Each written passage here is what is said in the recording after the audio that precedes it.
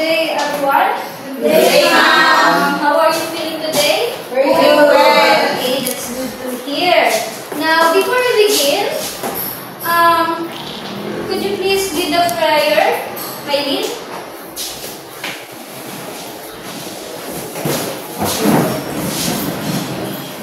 Please bow our heads in the presence of the Lord. In the name of the Father, and of the Son, and of the Holy Spirit. Amen. Our Father in heaven, hallowed be thy name. Your kingdom come, your will be done on earth as it is in heaven. Give us this day our daily bread, and forgive us our trespasses, as we forgive those who trespass against us. And lead us not into temptation, but deliver us from evil. Amen. In the Father, the Son, and the Holy Spirit. Amen. Okay, remain standing, class. Okay, remain standing. Arrange your chairs, pick up the pieces of dirt, and take a deep breath.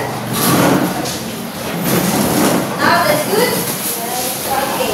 Now, before we begin, let me present first our classroom rules during my time to you. So our classroom rules. Okay, everybody, can you please read? Okay. Okay. Everybody, please read. Science rules. Keep in mind the following. S. Show respect to everyone in the classroom, including the teachers and the fellow students. C. Cooperate and collaborate with others in group work and discussion. I. Involve yourself actively in class activities and discussions. E. Engage in a positive and enthusiastic manner during lessons. N. Navigate electronic devices responsibly and follow any guidelines set by the teacher. C. Complete assignments and tasks on time and care. And E. Embrace a growth mindset and be open to new ideas and challenges. Okay, class, thank you. Okay, keep those rules in mind, but of course, especially to the cooperation and collaboration. Okay, that is the most important here. Okay, so now, what are you now holding? Dream. Okay, what happened when I pulled the top? What? The liquid comes. Yes, okay, very good. And the space becomes?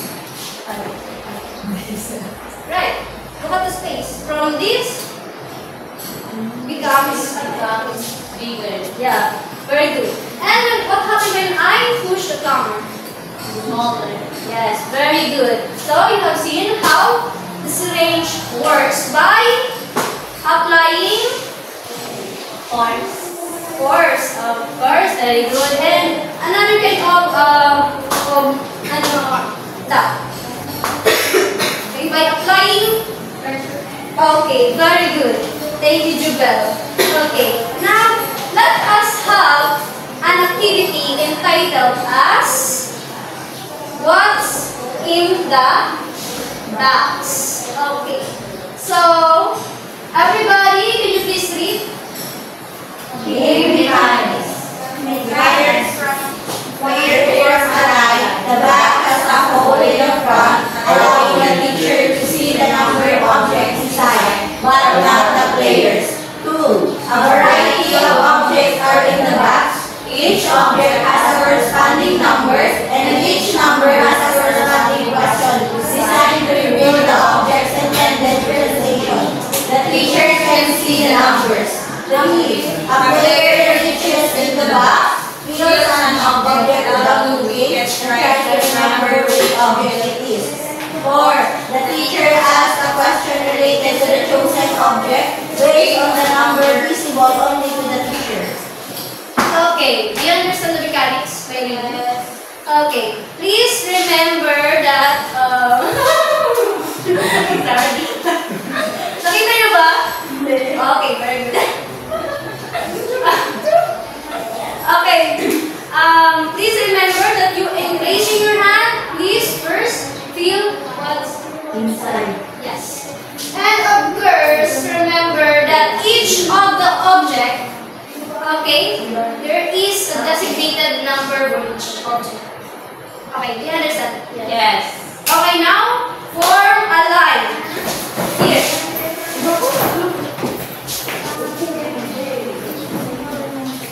And of course, the winner will win a secret voucher. To win a secret voucher.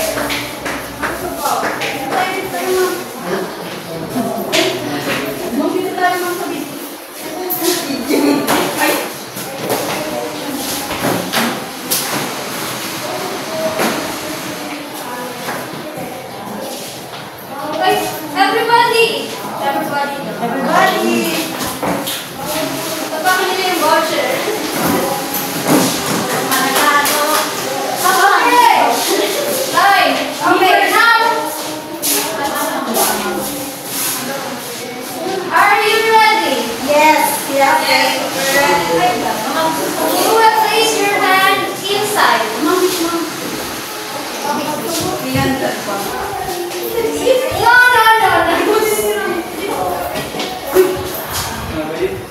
Cheating yan, no? Likod na mo yun.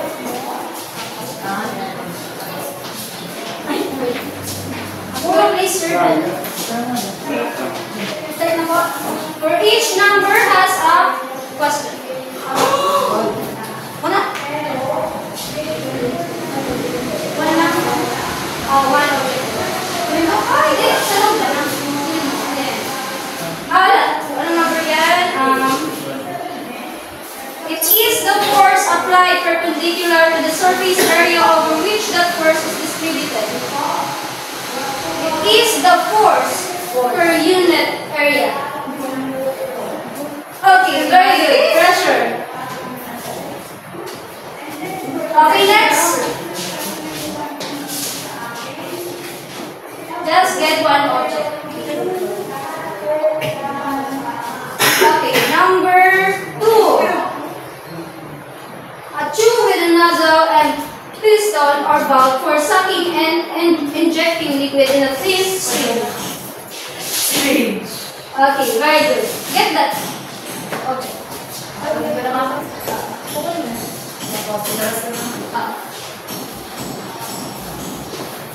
Okay, next person. Okay, number 3. It refers to the amount of space the object takes up. Don't put outside. Okay, very good. Get. Next. What's that? Number 4. It is the measurement of hotness or coldness expressed in terms of any of several scales, including Fahrenheit to Celsius. Number 8. Very good. Okay, everybody. Okay, done. Yes! Okay.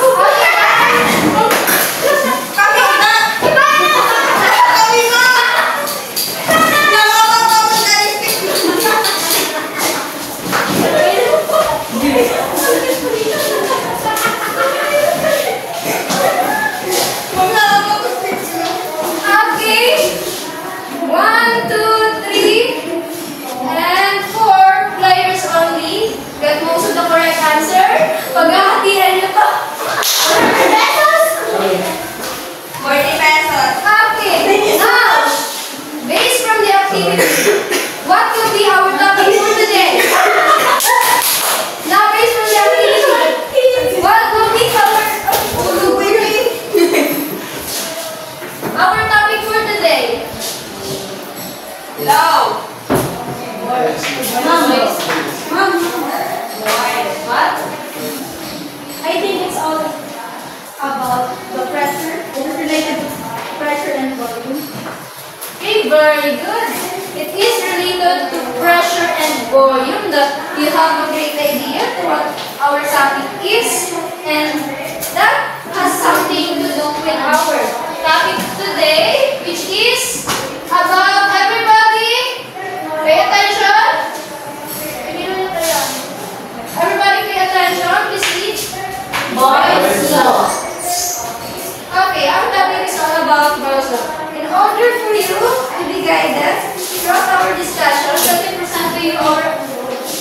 objectives.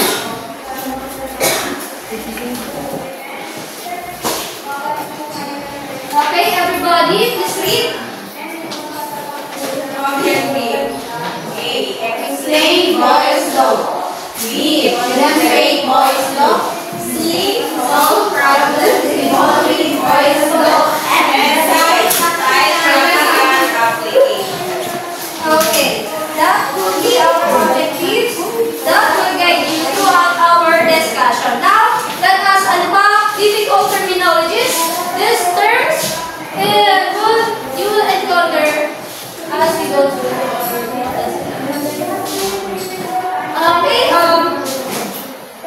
Sheena, can you please read the first one?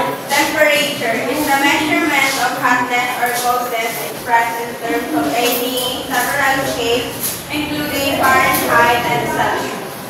Okay, second one, yes, volume refers to the amount of space the object takes up. Okay, now for the third one, Tim. Pressure is the force applied perpendicular to the surface area over which that force is distributed. Okay, thank you so much. For the last one, Vicky, can you please read? Gas is a substance that is gaseous or vaporous state of matter. Okay, thank you. So, okay, are you familiar with those terms? Okay. Don't worry, we will encounter that. And pay attention, class. Take note of this. This is a conversion. Okay, this is a conversion. First, we have the pressure. The pressure is the force per unit area. And if you want to find the force, you need the mass, which is kilogram, and the acceleration due to gravity. Mass times the acceleration due to gravity, which is 9.8 meter per square seconds. And for surface area, you need the pi times radius squared. For grams, if you want to convert the grams into kilograms, 1 kilogram is equal to 1,000 grams. Okay? Is that clear? Yes. Okay. Now, we will have an activity entitled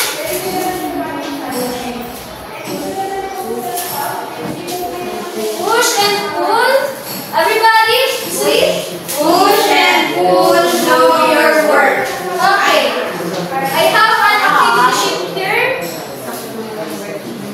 Okay, this is a virtual experiment.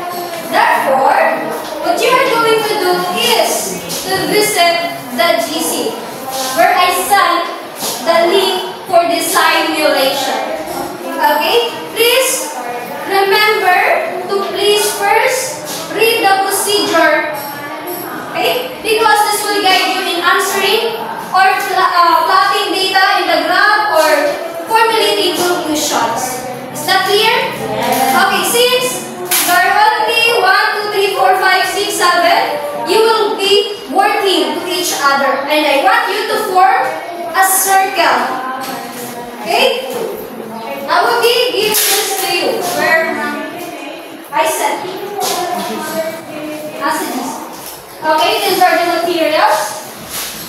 God. Okay, these are the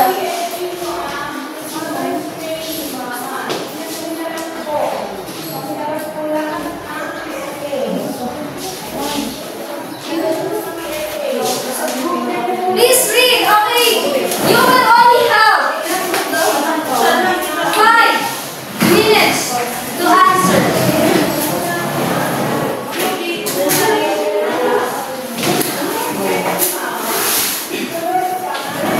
When you are finished,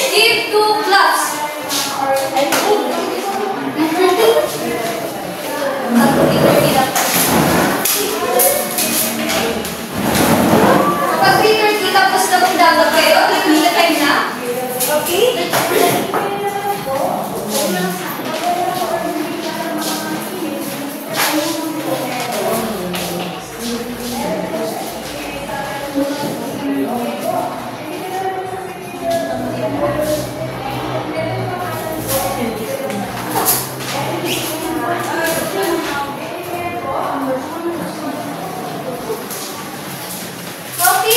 why some of you are not working to each other? We will have a short quiz. Okay? You don't want to be marked 0, please cooperate.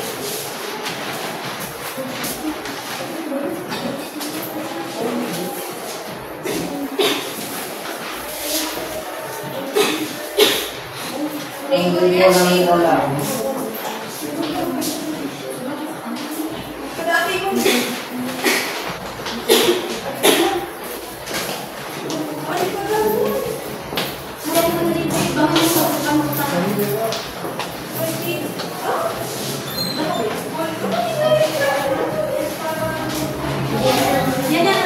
Question and answer question.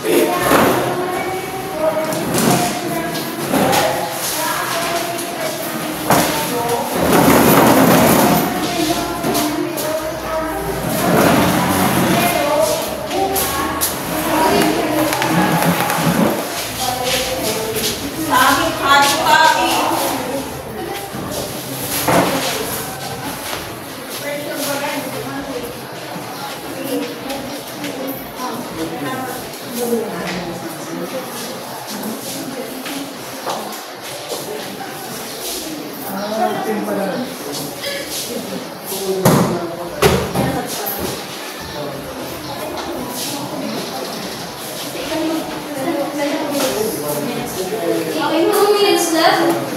Bali, dapat hindi nyo mapag-verted yung ano.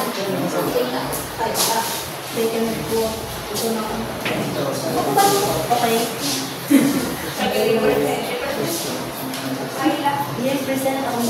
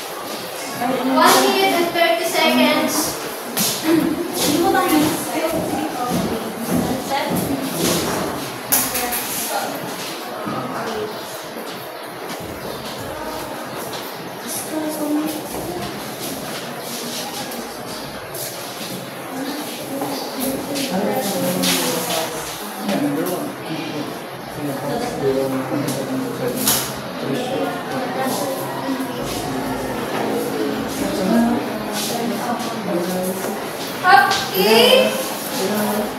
Time is stop.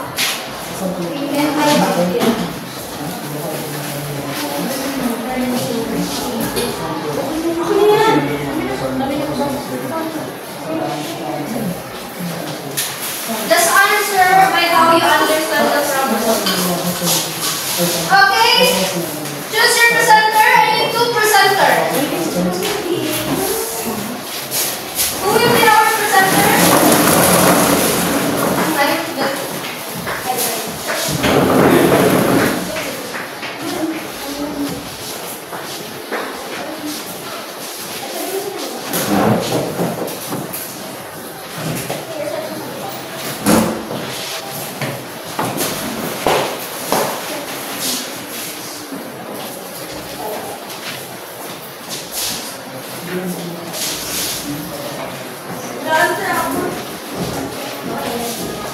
Okay.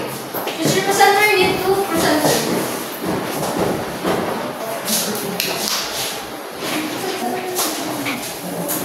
Good afternoon, classmates. We are going to present our. So for the first question, what happens to the volume of the syringe as the set of weight is added on top of it? So our answer is the volume decrease as well. We add the different set of weight. And for question number 2, what happens to the pressure on the syringe when the set of weight is added? So the pressure increases as we add the weight. Question number 3, what is the relationship between volume and pressure of gases at constant temperature? So hindi na mo namin nasulat, but this is our answer. The relationship is inversely proportional since at constant temperature, the volume decreases as pressure increases. Notice in 1 and 2 answer. Number 4, describe the shape of the curve we draw on your graph. What type of mathematical relationship does it suggest? Linear, inversely exponential. Number 4 answer, a hyperbola was the one that described an inversely proportional relationship. Is that all? Okay, very good. Let's give ourselves a very good clap. Okay, give yourselves a very good clap. 1, 2, 3, go. Okay, now please from the activity. It focuses from what? The activity focuses from? Stand up. It focuses on volume and pressure. Okay, very good. Evidently that you all performed great in the activity and you had great responses to the guided questions. Now, to further understand the concept, everybody,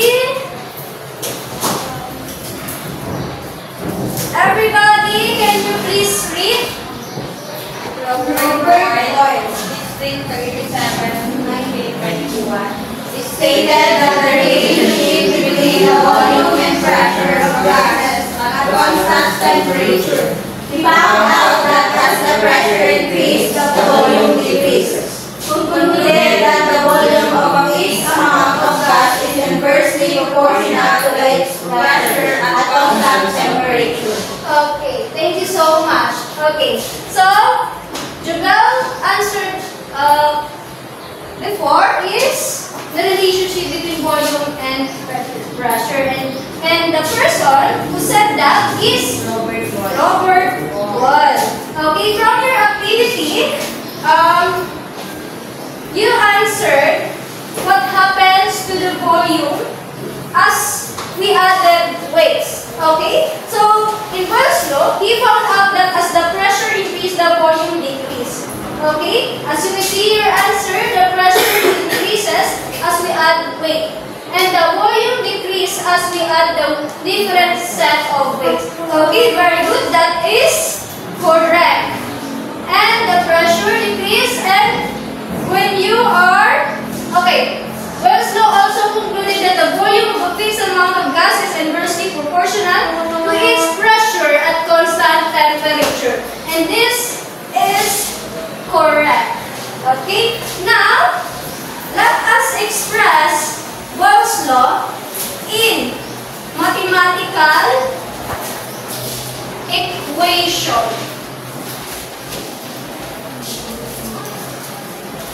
Okay.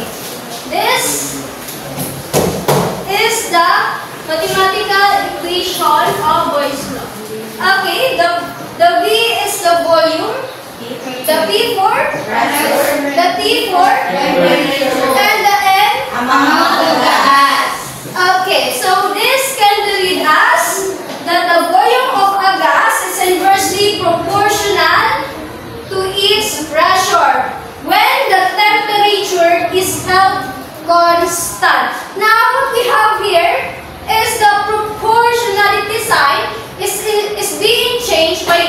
equal sign. Okay? And the volume here is equals to the constant over the pressure. Thus, K is equals to V. How is that happen? Okay, we rearrange the formula. Okay, from to what? To cancel the P, we should multiply both sides by P and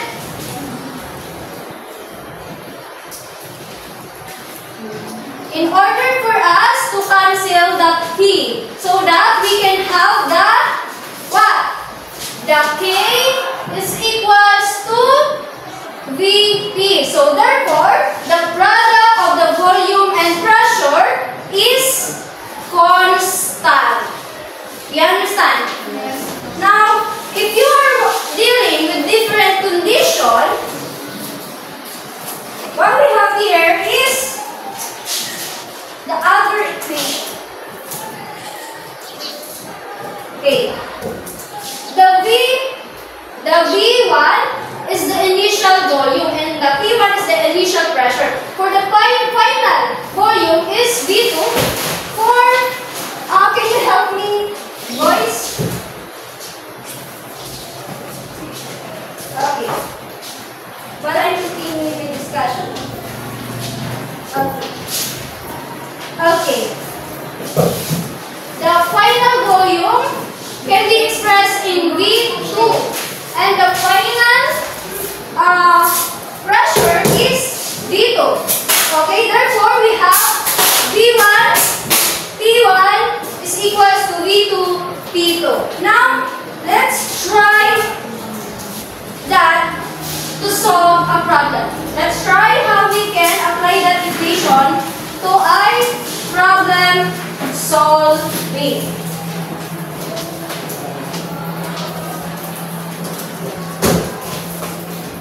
Okay, everybody please read. Some problem. The inflated balloon that slipped from the hand of Ren has a volume of 0.15 liters at the sea level, 1.0 atm, and it reaches a height of approximately 8 kilometers where the atmospheric pressure is approximately 0.33 atm. Assuming that the temperature is constant, compute for the final volume of the balloon. Okay, based from the problem you read, what are the givens? What are the V1? 0.15 Okay. liters. And what is the P1? 1.0. Okay, 1.080 and or the 1.0 atmospheric pressure and the P2? 0.33.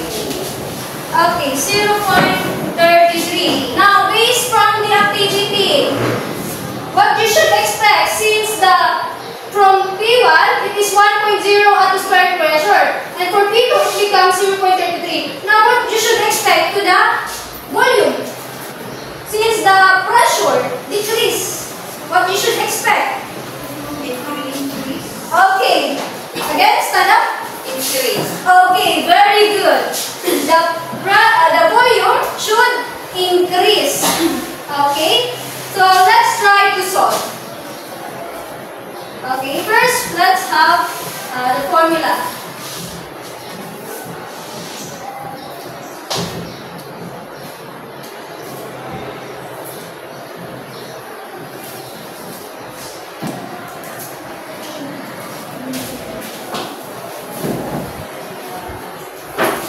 Okay, what we're going to do is to cancel the P2 here. To remain the V2, we should divide both sides by P2. Okay, because we want to find the V2. Okay, cancel. Now our formula is V2 is equals to V1 over P. Okay, very good. Now let's try to plug all the givens. V1 is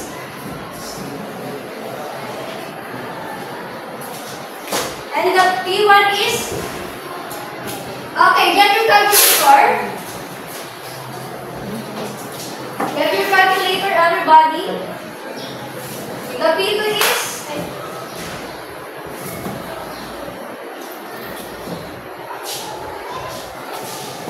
What is the final answer?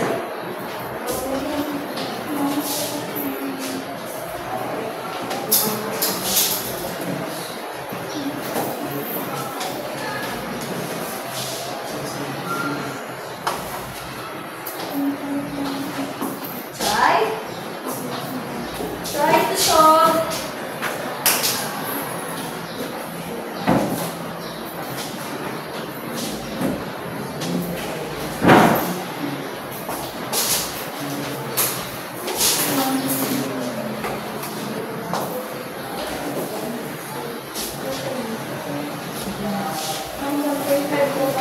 Okay, very good. 1.5 liters. The volume increase. Very good. Now, let's try another exercises.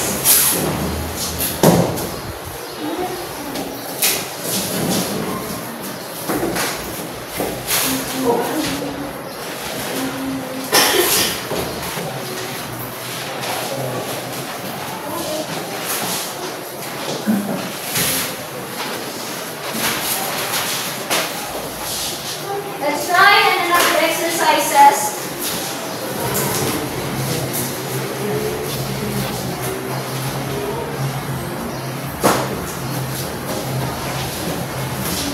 Okay, everybody please read. Conversion. Oxygen gas. Exercise. Oxygen gas, 1.5 liter gas pumps at a pressure of 0.95 atm, provided that the temperature remains constant. How much pressure is needed to reduce its volume by 1 Okay, for 1 minute, try to solve this in your seats.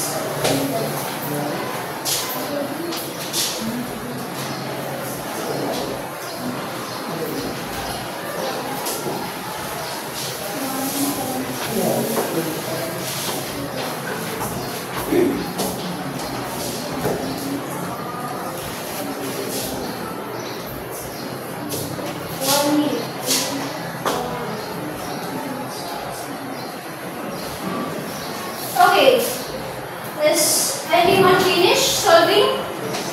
Oh, you're done? Okay, try. Okay, go to the board.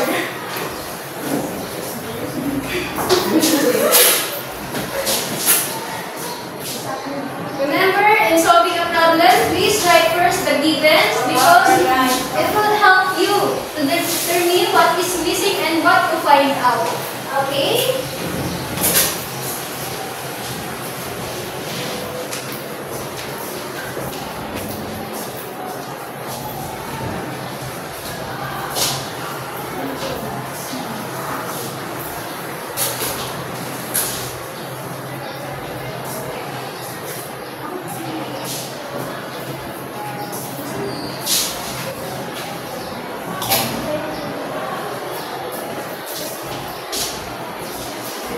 Kahit yung final form yun ang muna lang lagay.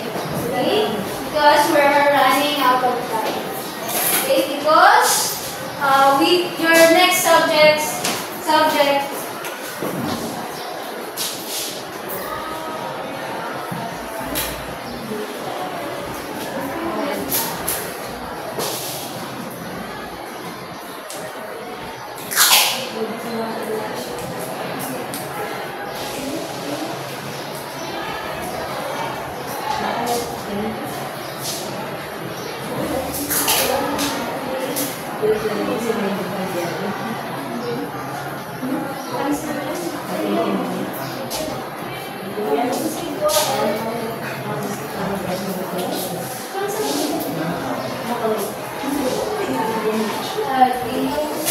very good.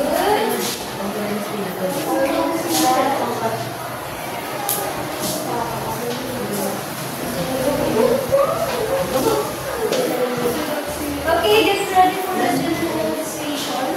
I will ask questions to some of you. Okay, very good. From the givens, and parang nakita ko na tama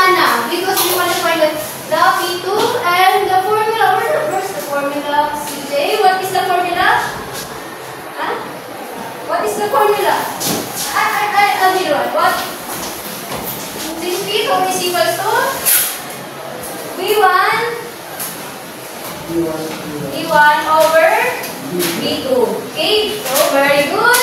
From the given. Okay, very good. Is someone have the same answer? Yeah. Okay, very good. Now, again, what is Boyle's law? What is Boyle's law? Again, what is Boyle's law? Okay, Aileen. So, Boyle's law states that at constant temperature, the volume of gas is inversely proportional to its pressure. This means that if the pressure increases, the volume decreases, and vice versa. Okay, I see that you are writing the important concept I write on the board. Yes, the Boyle's law is state that at constant temperature, the volume is inversely proportional to its pressure. Therefore, when the volume increases, The pressure increases. okay, very good. Now let's have a quiz.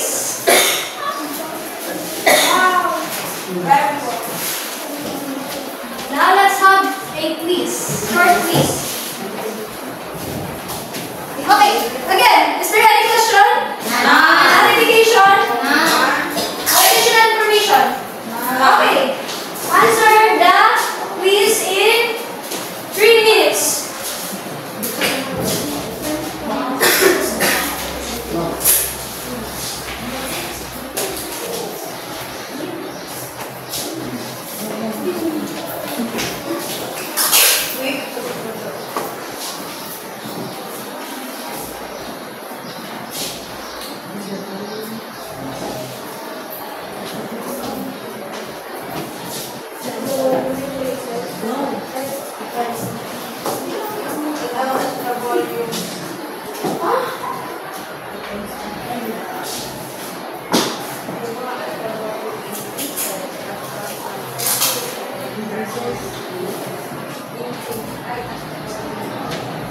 And who answered it? Who we answered it? Are you all done answering? Not yet. Not